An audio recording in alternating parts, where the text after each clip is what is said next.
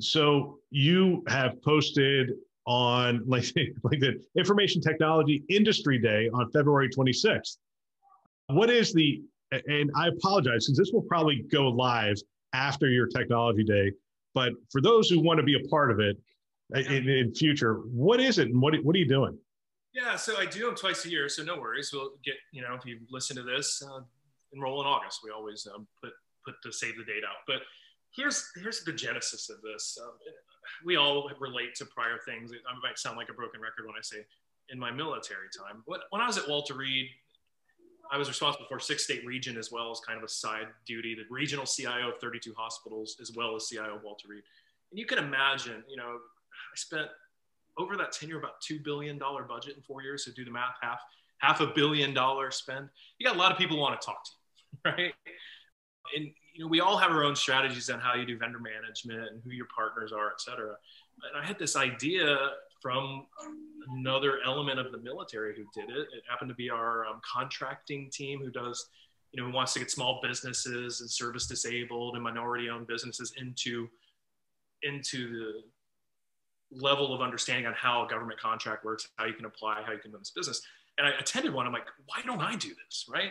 It saves me I need 15 minutes, I need 30 minutes, my admin pulling her hair out on scheduling an hour meeting with somebody, but secondarily opens the aperture to everyone. Genuinely, the world can attend this. So what I do now is I save that flyer that shows the save the date.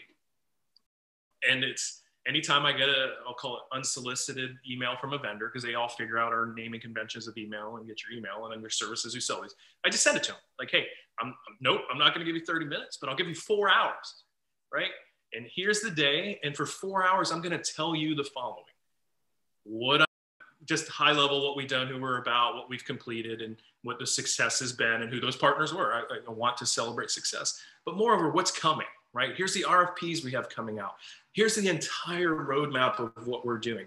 If you can do one of these things, engage our VMO, we'll get you registered, enter our registration so you'll get every RFP if you want it, even though you may get our linen one, and you're an IT company, but people want them, right? And having been on that side, and maybe you got an opportunity, somebody's got a solution on automating linen. But anyway, and that's kind of what we do. But more importantly, having briefly been on the sales side of this, I tell you what's not real.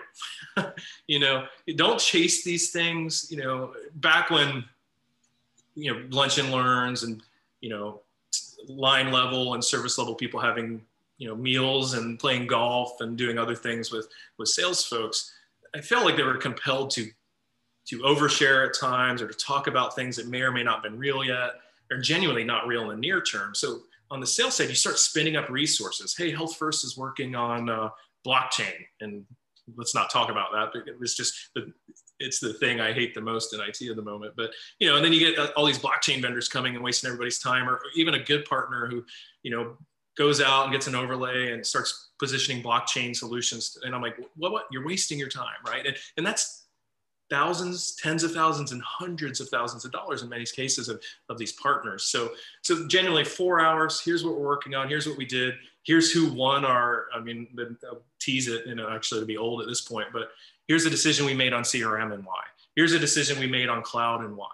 And if you want to be a partner, here's the things we care about, right? And so that's why we do it. It saves a lot of time. It's open and transparent. We're a non-for-profit and we have a foundation. So I like to plug the foundation there, even though we get very little traction during it. But anyway, so that's why lots of goodness from it. And then I position my staff to present. They're coming out of their shell a little bit, some director level folks and who do public speaking. We had 600 of the last one. So it's great to see how they interact with an audience like this, how they think on their toes. So I also use it as a professional development tool as we communicate the message, but it's great.